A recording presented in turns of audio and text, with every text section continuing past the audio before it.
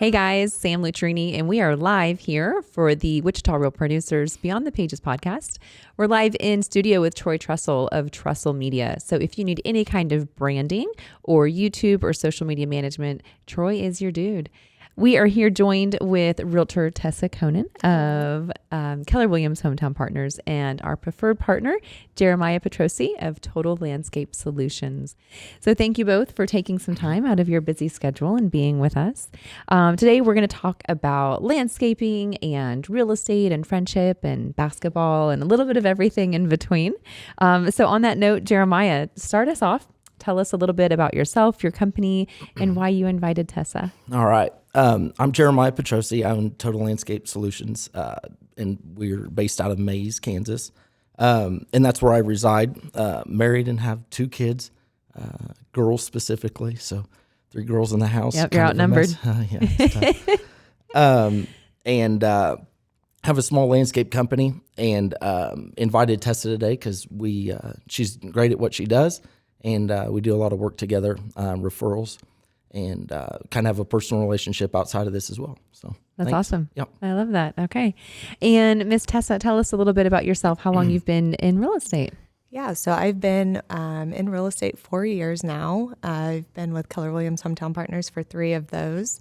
I'm also married and have 3 children who are very, very busy and active. In addition to real estate, I also coach high school basketball at Mays South. Yes. So that's actually a connection that brought Jeremiah and I together as friends, and we've worked together ever since. So I love that. Yeah. That's very cool. So Jeremiah, talk to us a little bit about your industry with landscaping. What does, in say like the busy season, which we are approaching, what does a typical day look like for you? So there's a lot going on. Like you say, our busy season. So our down season is rough. There's just not a lot going on. So to overcome that, though, our busy season is crazy busy. So usually starts in the morning, getting the guys going over the details of the job. We do a lot of different things. So we do maintenance, we do mowing, we also do new installs, work for builders, all kinds of stuff. So depending on the day, if it's a full scope landscape, I'm for sure going to be involved, want to be on site, make sure everything's going well. Yeah. If it's more of a maintenance or mowing deal, we have guys in charge of that, and it's kind of, they can handle that side of it. Sure. So allows me a little bit of downtime to maybe meet with the customers, set up the next job, do some estimating, stuff like that, phone calls. Phone never stops ringing for 10 months. So it is nuts. Yeah. I'm sure. When would you say your busy season officially starts? For sure by March 1st. Okay. So All it's right. kind of, we're gearing up. the larger companies sometimes find some things to tinker on during the winter. We, fix equipment, stuff like that. Yeah. Not a lot of revenue, but come March 1st, it's like game on. Yeah. The light switch goes on. Yeah. Till December. So yeah. We were just talking before we started the camera. You are staying really, really busy outside of your job, out of your business when with family things. Talk to us about that. Oh, family, girls and hobbies and all kinds of things. It never ends. One of the daughters is in cheer, so we do a lot of traveling for that. It's hard to get even personal vacation time, but we mix it both together. So, yeah. You make it a vacation every time you go somewhere. Yeah, it just adds the checkbook, but it's all good. So it's all for the kids, right? That's why we had you. So you've watched a lot of cheer competitions. What is your favorite cheer move? Oh my God, that's a horrible question. I had to. I have been at a lot of cheer competitions. Okay. I could not name one cheer move. Okay. And it is a hot topic at our house. Okay. So we just refrain from that and we go back to basketball. So. I had no idea. Okay. Do we need to get you like a cheerleading moves for dummies book? Yes, yeah. And you can study up and impress your daughters. I set it right next to the can of beer that I'm drinking. Yeah. There we go. Well, as long as you're not trying to emulate said cheer moves, I think we're good. We're good there. Because you might not be at work for a few months if you did so. What is the craziest landscaping story that you can remember? Oh man. I mean, I'm looking for juicy, hilarious things here. Okay. Well, other than just the normal ridiculous complaints, of there's a weed in my yard. We have a weed in the yard. Is that warranted or how do we do that? I'm like, oh my goodness, all the work, $20,000 of work and you got a weed. I'm sorry. Yeah. No, last year, I actually do have one. It's kind of ridiculous, but I'll keep it short. Last year, we were working for a builder and they had mentioned one of their customers was going to be calling us to set up their yard.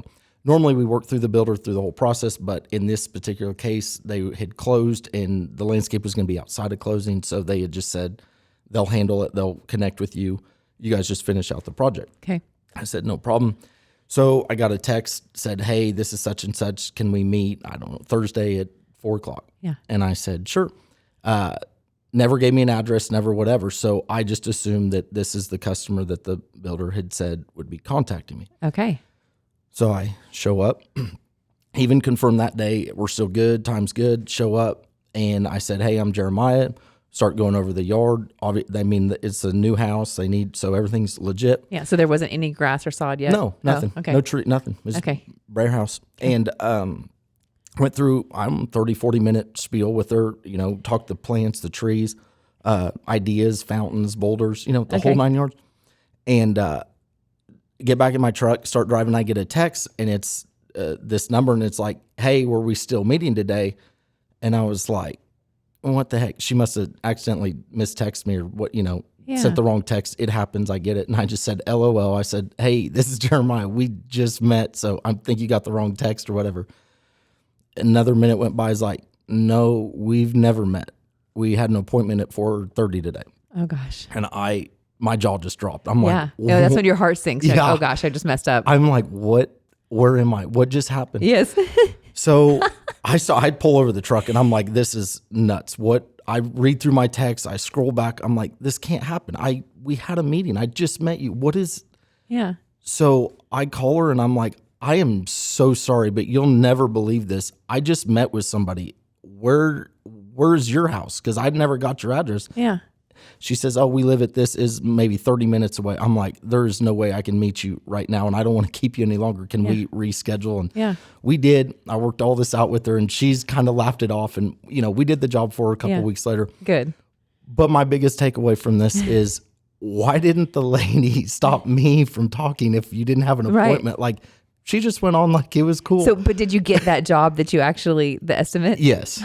Yes. So you got them both? Yes. Congratulations. I guess. Yeah. No, that is, you're right. That couldn't happen a million times over if we tried. Yeah. I promise. The details. Yeah. The devil's in the details. That is funny. Well, good. Well, all that matters is that you made two people happy and you completed their beautiful jobs. I guess. All is planned. That's funny. Yeah, that's good. I know those feelings. That's why if it's not on your calendar and the details aren't there, it's not going to happen. No. It's just not. Life is too crazy these days. What is your 5-year goal with TLS here in Wichita? So we're a smaller company. Mm-hmm. We grow every single year. Good. I'm very proud of that. We're not going to be the biggest guy in town. That's not my goal. Yep. I've seen too many companies do that, and I watch them go all the way to the bottom. It's not a knock on them. It's just human nature. You get too big, you fall too fast. I like being a little more intimate details with the customers. I feel we have had much more success just staying in tune with them when we can be a little bit smaller. Yeah. I just like growing every year, whether that's 10%, 20%, 30%. It doesn't matter. Keeping good quality employees is a big deal to me. Yeah. And you've actually done a good job at that. You really retained your guys. We have been really good. They love working for us. It's just, you never know. The industry is always changing. There's always something coming and going. As long as we're growing, I feel really good. Good. There is a new landscape company every year. There's a new truck. It is jacked up. It is decaled out. It is, it goes on and on. It's a roofer. It's a landscaper. That's right. That bothered me because I'm like, what am I doing wrong? Yeah. But we've done this for 12 years and I just sit there and I'm like, that's the proof right there. We're not doing anything wrong. We're great. Yeah. You're growing nice and slowly. We're fine. What are the, what's like the newest, hottest thing in landscaping that's coming up that maybe Wichita hasn't seen yet, or like the bigger markets are seeing? Anything like that? There's always changing. Rock is becoming a lot more popular. Mulch, big rock, like bigger rocks, okay. like boulders, like bigger stones. Just more some dry creek stuff has been really popular. Some evergreens has always been popular. Berms are becoming really popular. Not so much cluttered with material, but more kind of open spaces with patios and just sitting areas, stuff like that. People can, with COVID, everyone became outside and is like, holy crap, our yard sucks. Yeah, so ugly. And so now it's like, what can we do to live in our backyard? Yeah. And so that's been kind of a big thing, is just realizing people are not maybe traveling as much, so they're staying home a little more, and they're recognizing their 10-year problems at home in their yards. And they want an oasis in the backyard. They do. That makes sense. So it's been nice to kind of see that. I'm sure that money will run out here at some point. No, but maybe not. It's been good. Maybe not. No, because flying is just such a disaster. So. Yes, it's true. And gas is expensive. So, yes. All right. So Tessa, let's switch over to you. Let's talk about real estate. You know, how you've been in it in a couple of years now. Were you always passionate about real estate? And if not, you know, at what point did that change? Why did you get into it? Sure. So I spent a lot of time in Wichita, probably my first 12 years of being in a career in nonprofit marketing mostly, and just really love people and love the relationships that I built through that, and always had a passion for marketing. Yes. But also when I was in college, I started my degree in interior design. So just kind of had that, I don't know, that passion for, just some creativity, love for homes and houses and things like that. Just had never gotten into the real estate portion, mostly just because I wanted to start a career and a little terrified of a commission-only job. So once we had our third child, we just kind of took a leap of faith, and I got my license and haven't looked back since. So that's awesome. Love it because I still have the people aspect, love using my marketing degree for the marketing, but also get that love for the homes involved too. So it kind of all meshed together really nicely. Yeah. That is very cool. It's just neat that you've taken a lot of these passions and these things that just come very naturally to you. And real estate can be anything you want it to be, right? I mean, there's a million different ways to do real estate or different things to focus on. And you've certainly found your niche and you're using your strengths. I love it. So. I know. That's great. So outside of work, I know we mentioned basketball and you kind of mentioned it in the beginning, but outside of work, what are you doing with your time? A little bit of everything. Yeah. So I do not have a lot of free time, but that's something I really enjoy, just being really busy and love being around people. So in my spare time, I guess you could say, I am an assistant coach at May South High School for the girls basketball team there. This is my 6th year as a basketball coach. Absolutely love it. I played college basketball. My brother and my dad are both basketball coaches as well. So it runs in our family. It's in my blood. And I think that's just so important to me, is anything that you do, that you should love what you do and be super passionate about it. So I can truly say I enjoy every hour of my day. So I'm either real estate, basketball, with my family, with my friends. So I feel it with everything I love. That is really cool. That's very special. I mean, that's the goal. Like, that's happiness right there. That's the definition there. So when you are having family gatherings, are you guys always all going outside and throwing down and seeing who's better at basketball? Testing each other's skills? Don't throw down much, but I would say we actually probably argue about basketball more than anything. Oh, do you? So okay. It's like, well, what would you have done here? I would have ran that, or I would have done this, or so.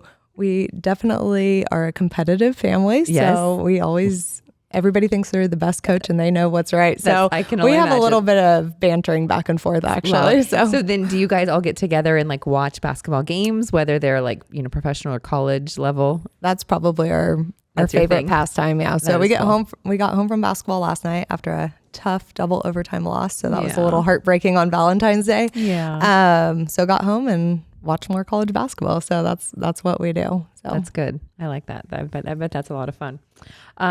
What is, and you've seen enough in the market in these last couple of years, and it's been a very unusual market, as I'm sure many people have told you, but how would you describe our real estate market today?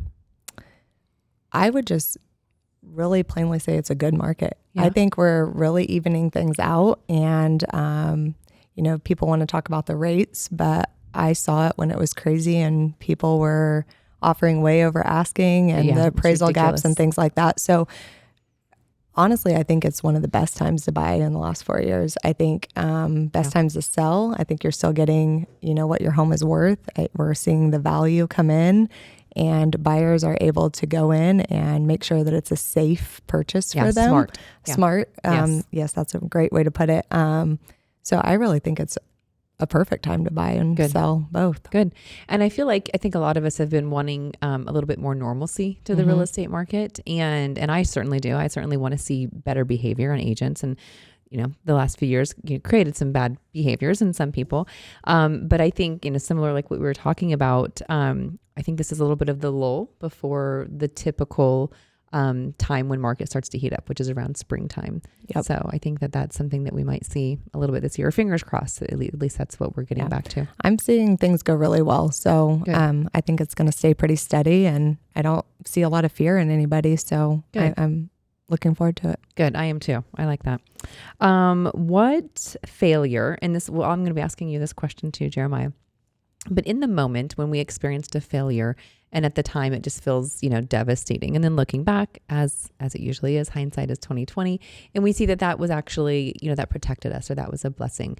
Anything that you've experienced like that in your professional life? Every day. Yeah. So something interesting about real estate, I think, is that you learn a lot on the job. Yeah. You really got to get your feet wet. And that's something that I feel very good about now, because I've done, I do 50 transactions a year. So my feet are wet. Like I've experienced it all. I've worked with all kinds of buyers from high to low. I've worked with all kinds of sellers in different situations. So a lot of it is just learning on the job. And I would say from every failure, I learned something. Yes. So no matter if it's, I didn't know that. Well, then there's research that begins. Every agent is quite literally on their own. So it takes a very competitive, determined person to want to learn more and figure it out. And I think with every failure, if you're the determined, motivated person, you're going to find answers to everything and just become better and better as time goes on. Yeah, very well put. I would agree completely. Jeremiah, anything that comes to mind for you? No, that was really good. Just ditto. just mark me down for 2. Okay, good. I agree. I think failure in the moment always sucks. Of course. And you don't know it. But if you've done it enough times, you just sit back and you just let that go. Yeah. And you don't get too low. No, give it a month, give it a week, give it the amount of time, whatever. And you'll see it was not a big deal. And something else opened, a new door opened. Yeah.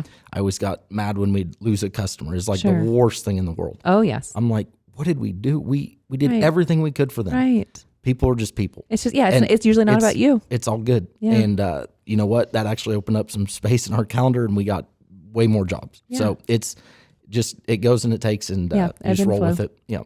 Very good. It's hard to realize that as a business person when you're in the moment. It is. I agree with that.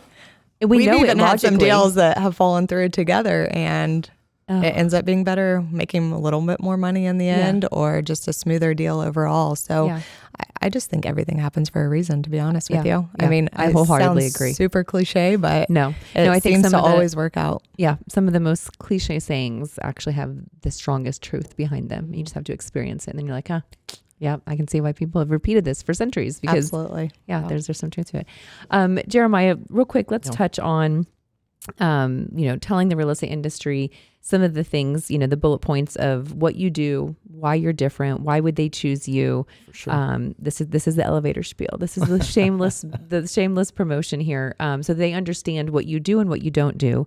When do you want the realtors to call you? When do you want them to use you? That kind of thing. Yeah. They always call like yesterday and need it done. So that is Tessa true. Never does that. That is true. He has saved me a few times. So. I have zero problem announcing that.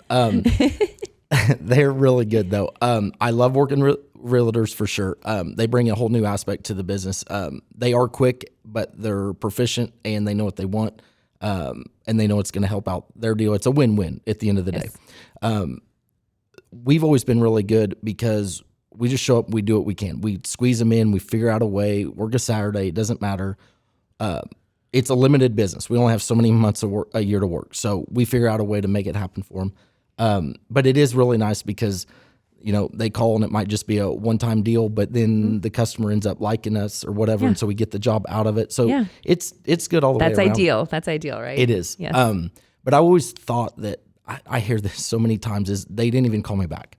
And that is a huge deal, I think, for the realtors. I mean, I wouldn't say they're desperate, but they're in a time crunch. And of course, they need they're under this the done. constraints. They don't want to call 3 people. They don't want to do this over and over. They want to make one phone call. They want to get it done. They want to know that it's going to get done and cross it off their list. That's right. I get it. And I tried to, play with that and make sure that's a good fit. And that's worked out really good. So. Yeah, no, that's exactly what they need, Jeremiah. That's what I have found in interviewing hundreds of business owners and hundreds of realtors over the years, is that you want someone that you can trust, that you can hand your clients that's taken you, your clients are trusting you. That's a gift that you have that client. You want to hand them off to your vendor. You want to know that they're taking excellent care of them. And you don't, all you get is a text saying it's all done. Right. Like that's all a realtor wants. Yeah. And when they find that in you, in an insurance agent, in a lender, in a you name it, that's where the loyalty begins. That's where the relationship is. It's huge for sure. Yeah.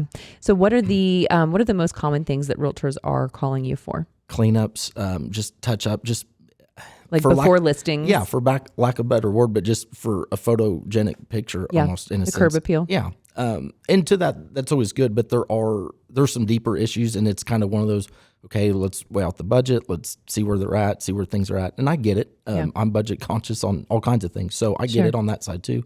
But yeah, it's throwing some mulch down, maybe trimming up some trees, maybe removing some dead stuff, maybe just, making it more sellable, making it more livable. Yeah. People live with stuff until they don't see it. And we have seen the most disgusting things, but. Okay, go on. I want to. Well, inside and outside. I do some real estate on the side. So Tessa's helped me. We do some rentals and flips and stuff. Yeah. And so that's been kind of a side business for us. And so we've seen the disgusting looks of the insides of the house. We've seen the disgusting outsides looks of the house. And it's just, I don't get how people live. It's like mind-boggling. It is mine. So when people are trying to get out of a house, Tessa's probably thinking, there is no way we can take a picture. Can you do something? And they're like, oh, we didn't think it was that bad.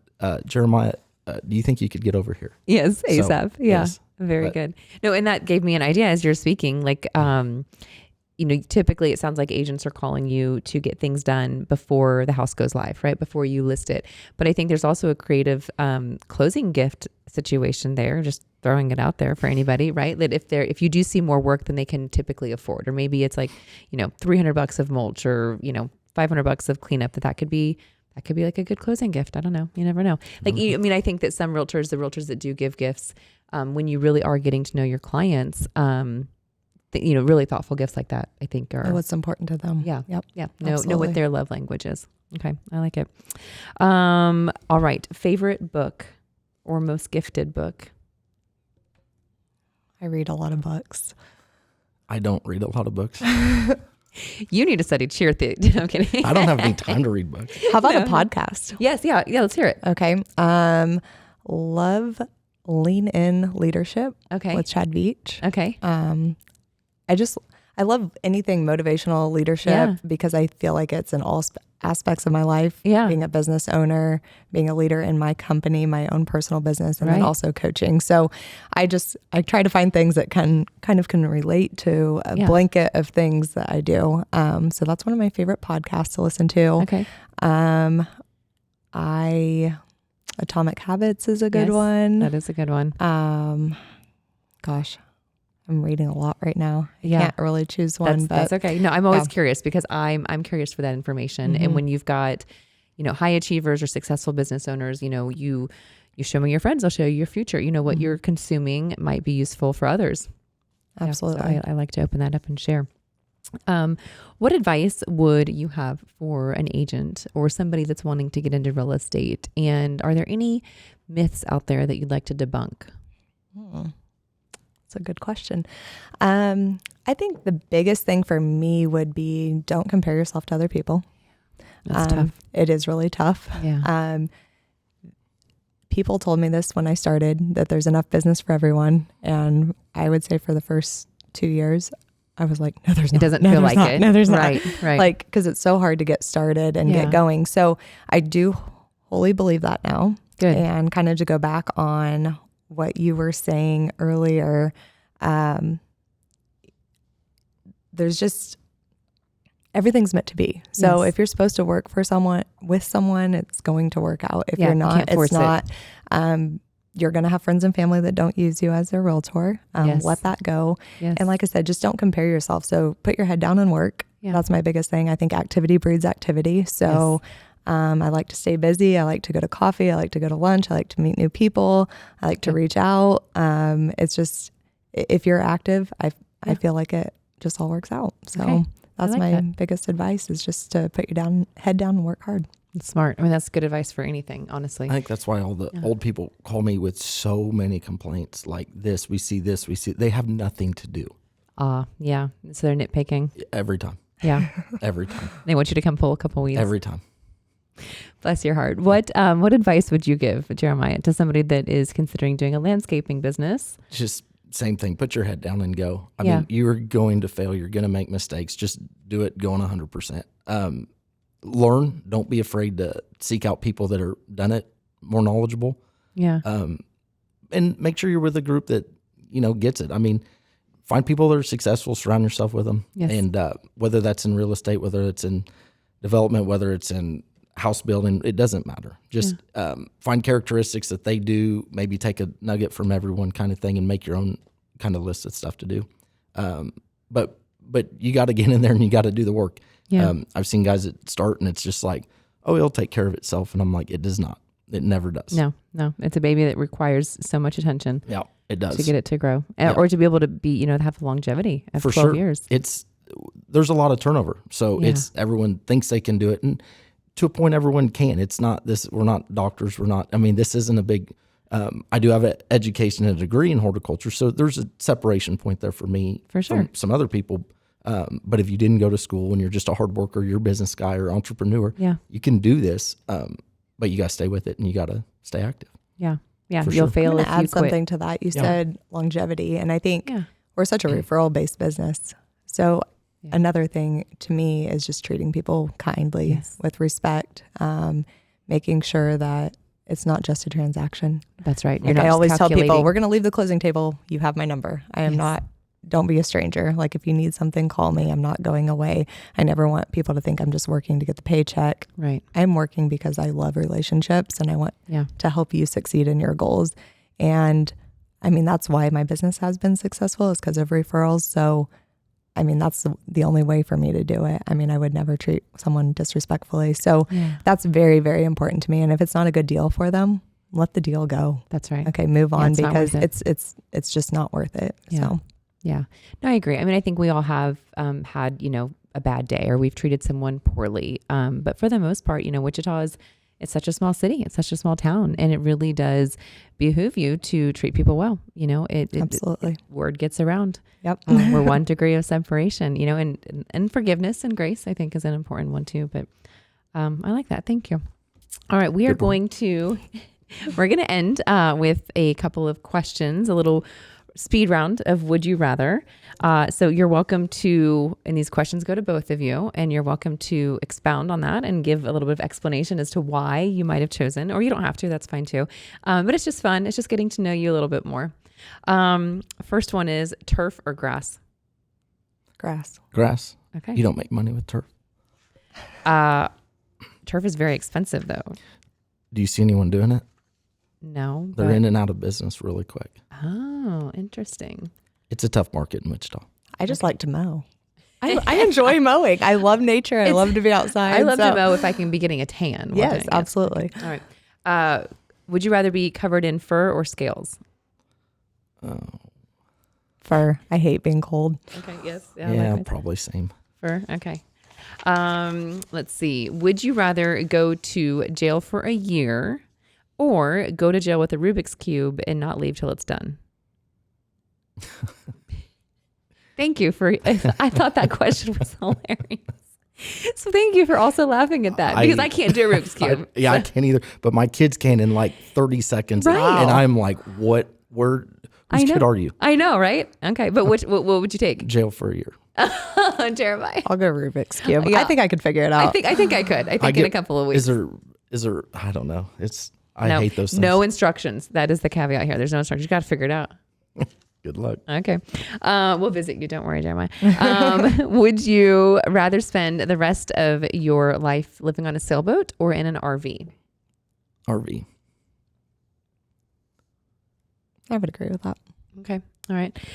Would you rather be able to go back in time or tell the future? Go back in time. Yeah, I'll probably go back in time. Okay. That's been the hot answer today. 100-year-old home or a new build? 100-year. New build. Okay. Yeah. Fine. Well, you are an indie build. I love some character. Yes. Okay. I feel like you could build some character potential. That's true. You can do anything now. That's true. That's a really hard question when you think about it. I know. I feel like you're going to hear a lot How about of noises. foundation of new home? Okay, there we go. Yeah, not a college hill foundation. I'm like a mixed. I like a little bit of everything. That's okay. So. You know what? These can be anything you want, so that's fine. Cats or dogs? Dogs. I agree. I hate cats. Well, that's a strong statement. I'm sorry. Love everyone. No, that's all right. Except cats. Would you rather lose the ability to read or to write? I know it's tough. That one is tough. Right. Yeah, right. Okay. All right. Well, you're not losing either, so it's okay. It's just hypothetical. All right, guys. Well, we are done. That's a wrap. Thank you, Awesome. Tessa. Thank you, Jeremiah, for being here and taking time out of your busy schedule. So as always, Wichita Real Producers thanks you for watching, and be sure to subscribe so that you don't miss our weekly drop of our Beyond the Pages podcast. Thanks, guys.